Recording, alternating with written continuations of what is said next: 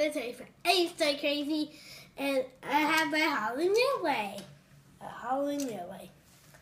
And I'm having like a story called The Spooky Sounds of Sodor. Okay, so one day, Saffron is going around the spooky sounds of Sodor. When politics was going in Canada, Saffron is like, "Hey, he starts!" And then he passed through the station. Saffron hit Canada and politics didn't know where it was. Then he fell over. He fell, and then Tom stopped. Then he saw the mummy. There's a mummy. And he said, "Ah!" And he ran away. He was so scared of everything. He saw a big skeleton. He saw Leonardo head. He just fall apart. Just the head.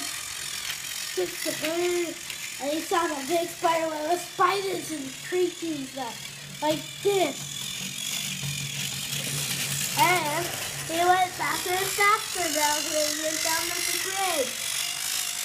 And then he went down the line, which is scarier. It was by the whistling woods, right? Yeah, and the whistling woods and bugs. Then he went down the other line. Uh-oh, he's going to go by Dead Man's Saloon. And then he went across the bridge, and he went down as fast as he could. And made it from home now. He didn't stop at the station because there were bugs and mice. He doesn't know where to stop. There's nowhere safe. There's nowhere safe. Not even the tunnel is safe. And there's spiders in there. He didn't know where to stop. There was too much web. And spiders love web. And he saw names on the ground.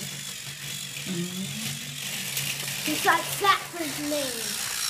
Then he went faster and faster, and he wasn't someone to put his name on. He was going faster and faster, and then there was a nasty sound like his company broke. Clearbell came off.